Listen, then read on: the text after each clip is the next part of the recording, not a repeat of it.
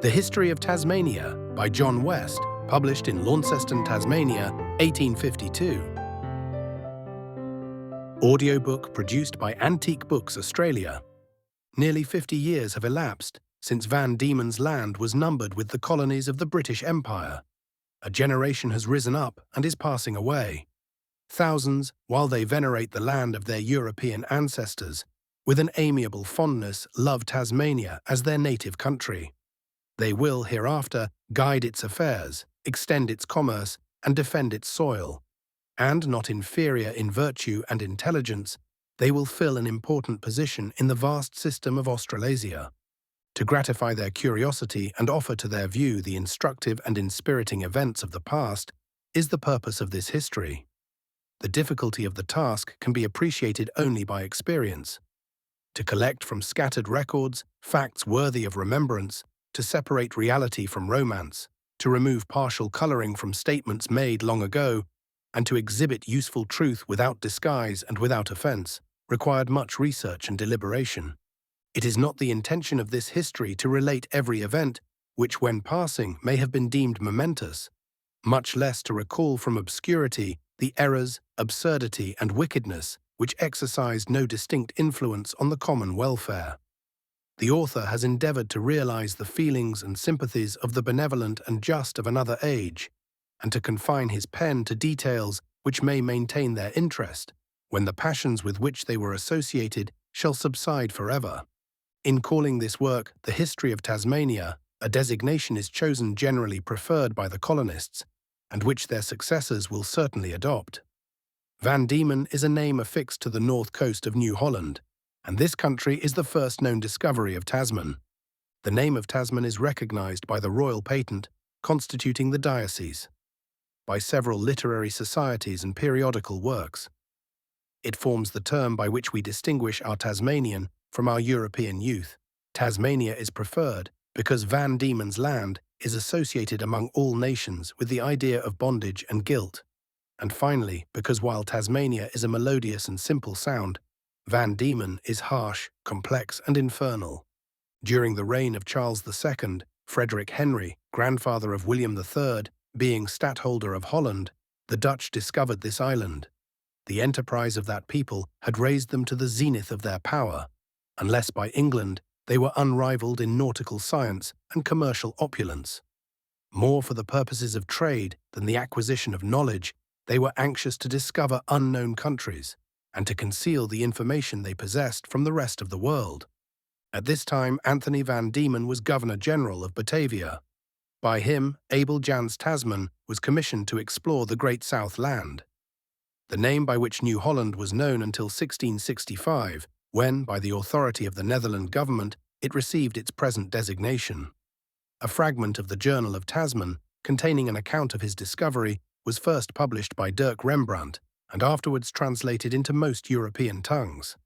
In this, abstract nautical details respecting Van Diemen's Land were omitted, but were described in the journal itself and by 38 charts, views, and figures. These were purchased by Sir Joseph Banks on his return from his voyage to these seas. Tasman's journal was translated by a Netherland clergyman. He considered the age of the manuscript confirmed by the spelling. That it was genuine he had no doubt, although he questioned whether written by Tasman or transcribed at his command. Sir Joseph Banks acquired at the same time a copy of instructions to Tasman, given by the Governor of Batavia in 1644 for a second expedition, and which recapitulated the various voyages of his predecessors. These, however, have no connection with Van Diemen's Land. To adorn the new Stadthouse of Amsterdam, erected in 1665, 3 hemispheres were wrought in stone, of 22 feet in diameter. The circles were inlaid with brass and were executed by a celebrated artist. The southern hemisphere exhibited the discoveries of Tasman and his predecessors. They formed the pavement of the hall until obliterated by the tread of several generations. They were quite forgotten when Sir Joseph Banks sought information from the inhabitants. A copy of these works of art was preserved and displayed the extent to which New Holland and Van Diemen's Land were known. The Journal of Tasman has been greatly admired. It is clear, laconic, and devout. It opens with an invocation. May God Almighty be pleased to give his blessing to this voyage. Amen. The document is, indeed, full of pious sentiments. When a long-desired breeze liberated the vessel from port, or refreshment was obtained, or safe anchorage found, he dots down a thanksgiving. He reckoned his longitude from the peak of Tenerife. The hours he called glasses, his miles were German, 15 to a degree. On the 14th of August, 1642, Tasman embarked at Batavia, on board the Heemskerk, the flyboat Zeehan, Gerrit Zanzoon, master in company. They set sail for the Mauritius and arrived on the 5th of September. That island, then commanded by Van Steelen, was but little cultivated and gave slight promise of its present importance. On the 4th of October, they were ready to depart, but were delayed by contrary winds until the 8th, when on a change in their favour they stood eastward to sea. On the 27th, a council being called, it was resolved that a man should constantly look out at the topmast head, and to encourage vigilance, it was determined that the first discoverer of land should receive 3 reals and a pot of arrack. On the 4th of November, they saw patches of duckweed and a seal, and inferred their vicinity to land. The first pilot, Francis Jacobs, on the 7th, supported by the advice of the steersman, thus delivered his opinion. We should keep to the 44A south latitude until we have passed 150A longitude, then make for latitude 40A south, and keeping in that parallel to run eastward to 220A longitude, and then steering northward search with the trade wind from east to west for the Solomon Islands. We imagine if we meet with no mainland till we come to 150 degrees longitude, we must then meet with islands. On the 17th, they were in latitude 44 degrees 15 minutes and longitude 147 degrees A. They concluded that they had already passed the south land then known. On the 22nd, they found their compass was not still within 8 points, which they attributed to the influence of lodestone, and which kept the needle in continual motion. On the 24th, at noon, they found their latitude 42 degrees 25 minutes south, longitude 163 degrees 31 minutes. In the afternoon, at 4 o'clock, they observed land, Point Hibbs, bearing east by north. The land was high, and towards evening they saw lofty mountains to the east-southeast, and to the northeast 2 smaller mountains. Here their compass stood right. They resolved to run off 5 hours to sea, and then to run back towards the land. On the 25th, the morning was calm, and at 5 o'clock they were within 3 miles of the shore, and had soundings at 60 fathoms. They approached a level coast, and reckoned their latitude 42 degrees 30 minutes, and middle longitude 163 degrees 50 minutes. On this day they named their discovery. We called it Anthony Van Diemen's Land, in honour of our High Magistrate and Governor-General, and the islands near Boreals we named in honour of the Council of India, as you may see by the little map we made. Next day they lost sight of land. They fixed the longitude 163A50 and gave orders to the master of the Zeehan to adopt that reckoning. On the 28th land reappeared, and in the evening they came near 3 small islands, one of which they thought like the head of a lion, Mewstone of Furneaux. On the following morning they passed 2 cliffs, one, the Swilly of Furneaux, like the Pedra Branca near the coast of China, the other the eastern cliff, resembling a high misshapen tower, the Eddystone of Cook. Between the cliff and the mainland they passed, until they came almost to Storm Bay, where they found it impossible to anchor, and were driven by the wind to sea, so far that land could scarcely be sighted in the morning. In the afternoon of the 1st December, they anchored in a good port, marked Frederick Hendrick Bay in the chart, with 22 fathoms water and bottom of fine light grey sand. On the following morning, the boats were dispatched to the shore. On their return, the steersman informed them that they had heard the sound of voices and of a little gong, but saw no one. They remarked 2 trees, 60 feet from the ground to the branches, and 2½ in circumference, the bark taken off with flint stones and steps cut to climb for birds' nests, full 5 feet from each other and indicative of a very tall people.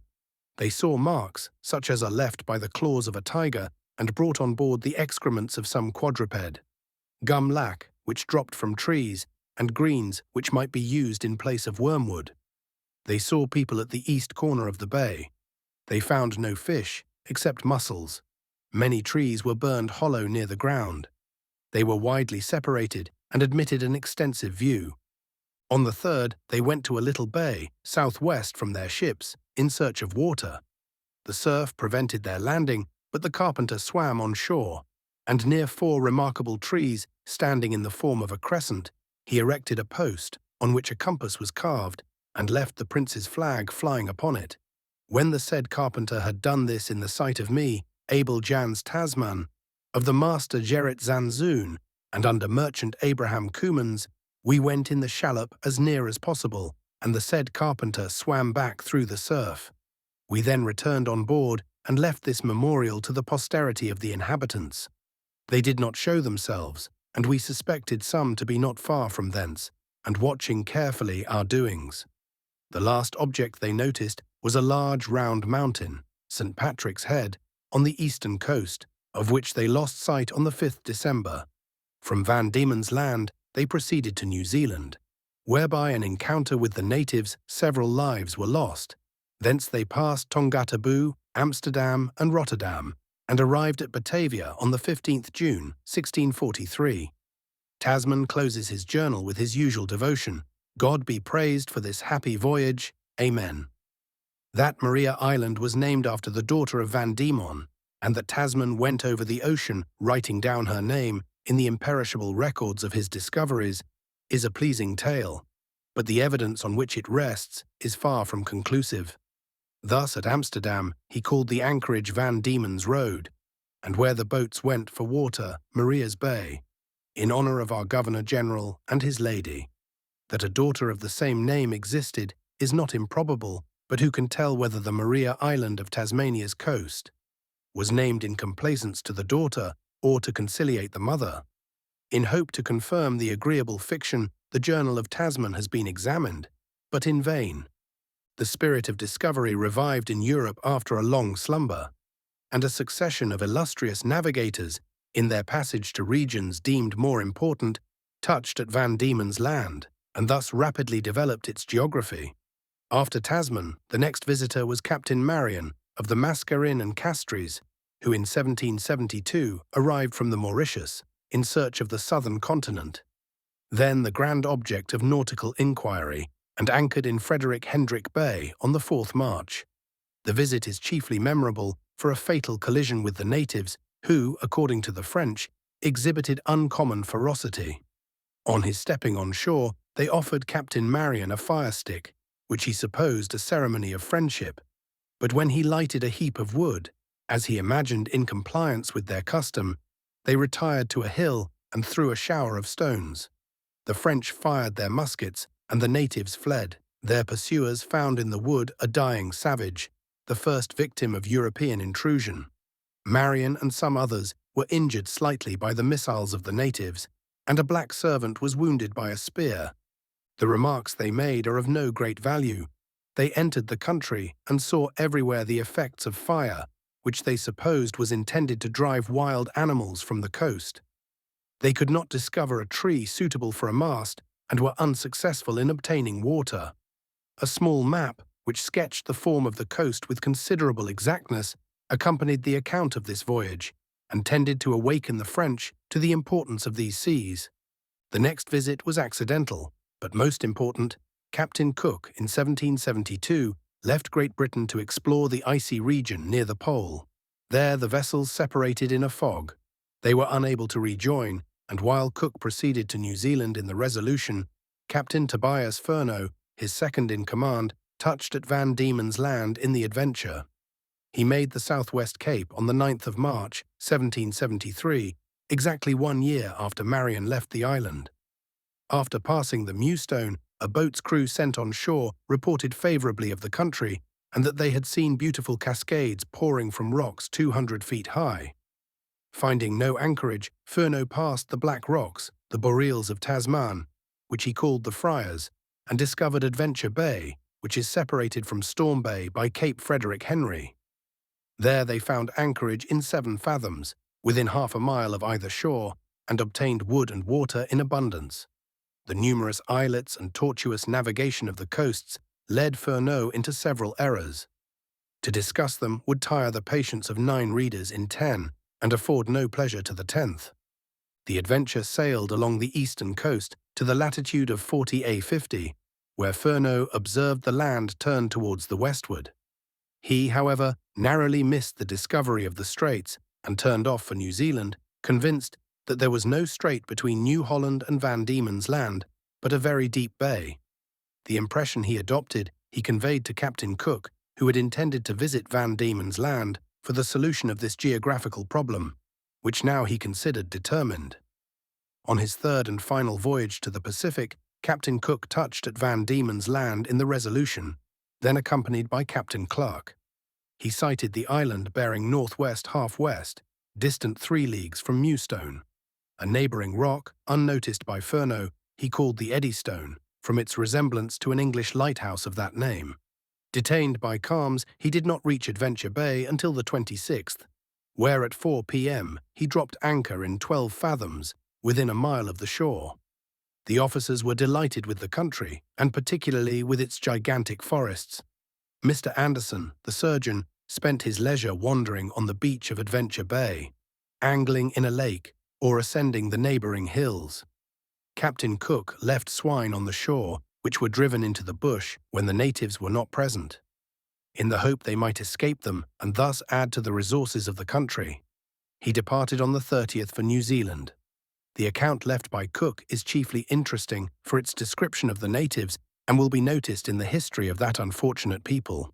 On the 3rd July, 1789, the brig Mercury, John Henry Cox, master, entered a deep bay on the south side of Van Diemen's Land, and was about 10 miles from the Mewstone. Attempting Adventure Bay, he was carried to the eastward, and afterwards accidentally discovered Oyster Bay.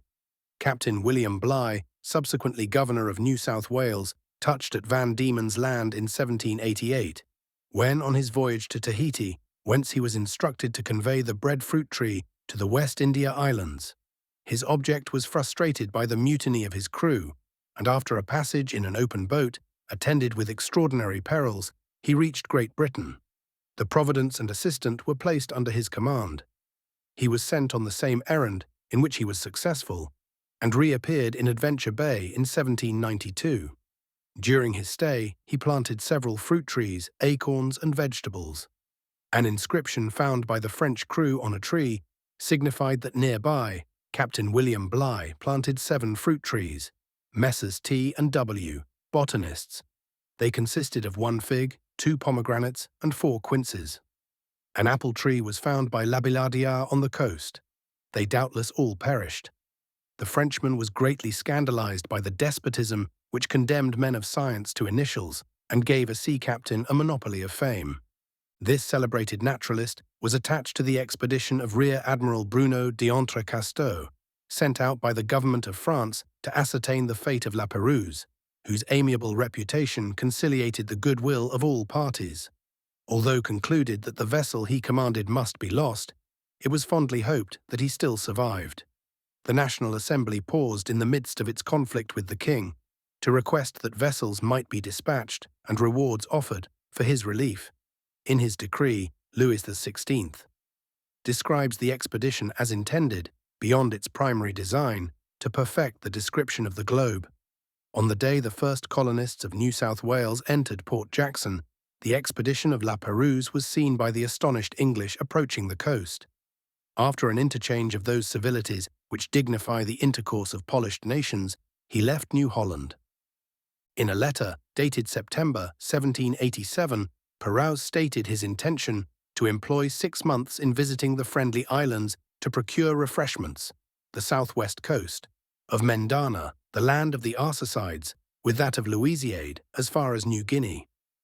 Many years after, relics were recovered, which demonstrated the vicinity of his misfortunes. A Lascar informed Captain Peter Dillon of the East India Company's service that 2 Frenchmen survived at Manicola. He therefore visited the island, where he found several relics of the lost admiral, although the Frenchmen were dead. Among the rest, his sword guard, marked with his cipher. Dillon was honoured by the French government with the title of Chevalier and received a pension. In 1792, d'Entrecasteaux in the Recherche and Captain Huon Kermondet in the Espérance reached Van Diemen's Land. On the 20th of April, when looking for Adventure Bay, they discovered the channel which bears the name of d'Entrecasteaux.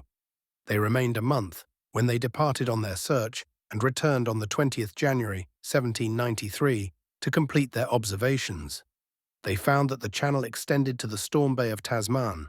They entered and named the Huon and the River du Nord, now the Derwent, and examined the different harbours. Their charts are said to exhibit the finest specimen of marine surveying ever made in a new country. Of d'Entrecasteaux's channel, then deemed the most important discovery since the time of Tasman, Rossel, who recorded the events of the voyage, writes with rapture, "A harbour 24 miles in length and equally safe in every part. Such a retreat, in a gulf which bears the menacing name of Storm Bay, is a luxury that, to be able to express, must be felt." Captain John Hayes of the Bombay Marine, with the private ships Duke and Duchess, examined Storm Bay and d'Entrecasteaux's channel in 1794. He passed up the River du Nord much farther than the French, which he called the Derwent, and in his passage affixed names to various places which have effaced those given by the original French discoverers, whose survey, however, to the extent of their navigation, was more correct than his own. The form of Van Diemen's Land had long been a nautical problem. Captain Hunter, observing the swell of the ocean, deemed the existence of a strait highly probable. Mr. George Bass, surgeon of the Royal Navy, a gentleman to whom his generous friend Flinders refers with great admiration, resolved to test the conjecture. He had already given proof of intrepidity. In company with Flinders and a boy, he embarked in a boat, 8 feet long, called Tom Thumb. After escaping great dangers, they returned to Port Jackson with valuable information respecting the coast. In 1798, Bass obtained from Governor Hunter a 6-oared whaleboat, 6 men, and 6 weeks' provisions. With this outfit, he proceeded along the eastern coast of New Holland, occasionally landing and obtaining supplies, which enabled him to prolong his absence to 11 weeks. He continued his course until the agitation of the water convinced him that the open sea was not far distant. He discovered Western Port and a country of great attraction. He explored 600 miles of coast, one half of which was hitherto unknown, an enterprise beyond example in nautical adventure and entitling him to that renown which belongs to his name. To test this discovery, the governor authorized Lieutenant Flinders and Mr. Bass to sail through the strait in the Norfolk, a colonial sloop of 25 tons. 12 weeks only were allowed for the voyage, which compelled the navigators to content themselves with a cursory survey.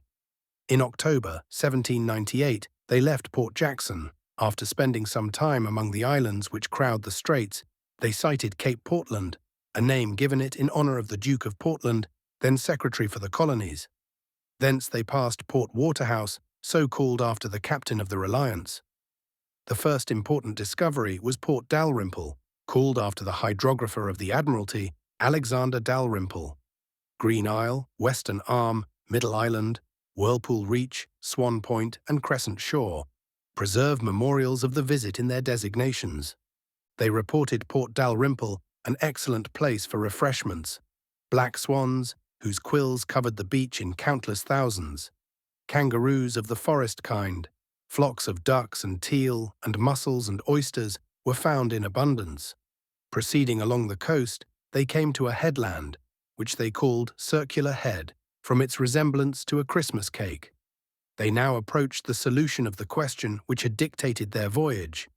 They remarked a long swell from the southwest breaking on the western shore. They hailed it with joy and mutual gratulation and passed in safety the clustering islets in their course. The extreme northwest they called Cape Grim. Proceeding round the western coast, they observed the mountains noticed by Tasman when he visited the island, which in memory of his vessels they called Mount Heemskirk and Mount Zeehan. They named Point Hibbs after the master of the Norfolk. The discoveries of Flinders here may be said to terminate until he proceeded up the Derwent. The utility of the strait was highly rated. It secured perpetual renown to Bass, whose name it bears. This was given by Governor Hunter at the recommendation of Flinders, whose candor is always conspicuous in awarding the palm of discovery to those to whom it is due. Not only does the strait curtail a voyage from the Cape by 4 degrees, but vessels avoid the winds which obstruct navigation round the South Cape and Cape Pillar of Van Diemen's Land, which prolong the passage several days. A point of great importance in the conveyance of passengers. The Norfolk steered into the Derwent by the chart of Hayes. Both Flinders and Bass observe with indignation how creeks are magnified into rivers, coves into bays, and a few acres into plains. As Risdon River, Prince of Wales's Bay, and King George's Plains, they corrected his definitions but left him the honours of discovery. Flinders proceeded to Herdsman's Cove, which he so distinguished for its extensive pasture and plentiful waters. Bass depicts the Derwent as a dull and lifeless stream, respectable only because the Tasmanian rivers are insignificant. To a bay they entered on the western side of Tasman's peninsula, they gave the name of their vessel, which was built at Norfolk Island, of the pine peculiar to that place. Flinders continued after the departure of Bass to prosecute research on the coast of New Holland, until the Reliance returned home. In that vessel, his charts were conveyed and were published. On a plan being offered by Sir Joseph Banks for completing the survey, the investigator was placed under the command of Flinders, who was promoted to the rank of commander, furnished with a chosen crew, and attended by Westall, a painter, and Brown, a naturalist whose collection added largely to his department of science. Flinders received a passport from the French government, expressed with the usual amplitude. It inhibited all vessels of war from molesting the investigator and gave right of entry to all ports subject to France, for refitting or refreshment, on condition that nothing were done hostile to that power. This protection was demanded by Lord Hawkesbury of Monsieur Otto, the celebrated representative of the Republic in England. Flinders had proposed to visit Van Diemen's Land, but had been partly anticipated by the Lady Nelson, sent from England to be employed as tender to the investigator and fitted with a keel suited to shallow waters. Brown, the naturalist, remained some time after the expedition was interrupted. He wandered on the banks of the Derwent and Tamar, collecting shrubs and flowers during a stay of several months, and although some specimens of plants were lost in the porpoise, not 1 out of 900 species was wanting. In June 1803, Flinders passed the north coast of Van Diemen's Land. 18 men were lying in their hammocks almost hopeless of recovery, some of whom died before the vessel entered Port Jackson, and several afterwards. A survey was instantly held, and the investigator was condemned. The hull was found rotten, both plank and timbers, and it was declared that reparation was impossible. On inspecting her condition, Flinders expressed great astonishment and remarked that a hard gale must have sent her to the bottom. The volumes of Captain Flinders, though of vast scientific worth, are not greatly interesting to the general reader, except when he tells of his trials, which were many. His work was patronized by the Admiralty, and he had the prospect of reward. But on the day of publication, fame ceased to be valuable to him. He cast that anchor which is never weighed. A long imprisonment in the Isle of France, and the mental anxiety inseparable from a strong sense of injustice, it is said, destroyed him.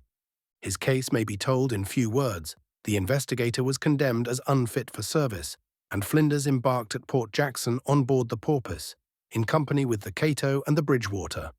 When passing through Torres Straits at between 8 and 9 knots, they saw breakers ahead. Before signals could be made, the other vessels were seen hastening to the same destruction. They hauled to the wind across each other. A collision seemed inevitable. A death-like silence prevailed during the awful crisis, but happily they passed off side by side. Instantly, however, the Cato struck on the reef and was totally lost. All hands were preserved, except 3 boys. Of these, one spent the night on a spar, bewailing his unhappy lot. 4 times he had embarked in different vessels, and each time had been wrecked. This was the last, for before morning he disappeared.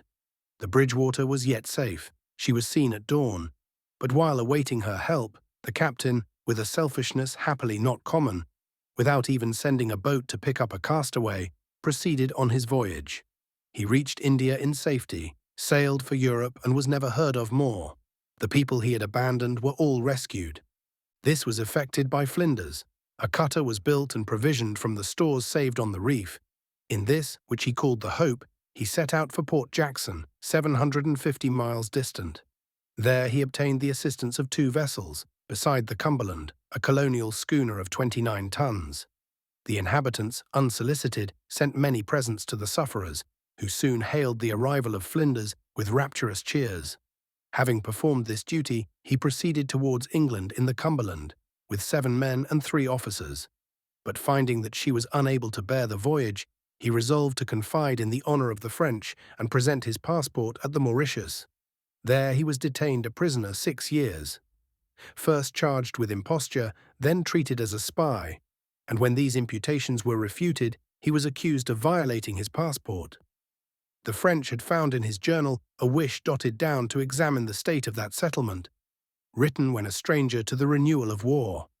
Some doubt seems to have been really entertained for the moment respecting him, but his long detention after his release was promised was ascribed to the ambition of Napoleon and the dishonesty of the French Institute, who from Flinders' papers were appropriating to Baudin the honour of discoveries he never himself claimed. Before the investigator left England, the geographe and naturaliste, under Captains Baudin and Hamelin, visited this island. During a pause in the hostilities of Europe, the French government obtained from Mr. Addington, then Premier, a safe conduct for this expedition. The terms granted entitled them to freedom from search, to supplies in any English colony, notwithstanding the contingency of war. It being well said by the French that the promoters of scientific knowledge were the common benefactors of mankind. While Flinders was prosecuting his voyage, he met Baudin on the coast of New Holland, at a place thence called Encounter Bay. The interview was civil rather than cordial. Both nations were competitors in science, and rivals are rarely kind. Yet the suffering of the French may be mentioned with pity. Of 23 scientific men who accompanied the expedition, 3 only survived. The vessels were ill-provisioned, the water corrupt, and they encountered fearful tempests in attempting to circumnavigate this island. Captain Baudin had been directed by his government to examine the eastern coast of Van Diemen's Land, the discoveries of d'Entrecasteaux, and the channels and rivers of the coast. The surgeon of the geographe, Monge, fell by an attack of the natives and was buried on the spot which bears his name. The French surveyed the eastern coast and finally determined the position of the Frederick Henry Bay of Tasman. They examined the intricacies which had escaped the observation of earlier navigators who erroneously numbered the islands on their charts and thus overlooked the bays. They coasted between the Main and the Scotans and gave the name of Fleurieux to the Oyster Bay of Cox. They then passed through a strait heretofore unnoticed, which divides the Scotans and Freycinet Peninsula. Their survey was minute, and sometimes 3 boats were employed in different directions. The French vessels parted company, and the naturaliste, after a long search for her consort, proceeded to New South Wales. Baudin of the geography was far more unfortunate. Having touched at his land of Napoleon, instead of returning through Bass's Strait to Port Jackson, he resolved to pass the South Cape of Van Diemen's Land. Throughout the passage he experienced the most fearful storms.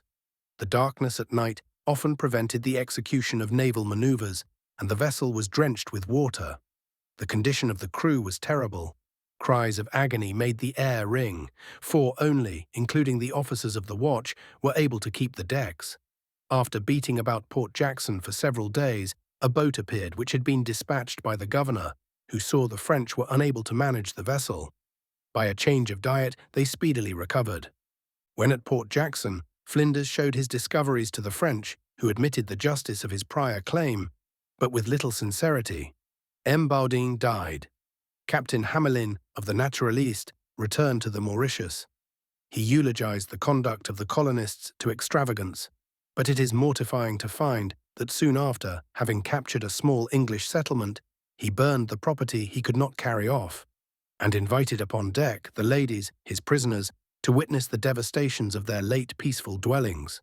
The misfortunes of the distinguished navigators, whose success has been recorded, fully equaled their fame.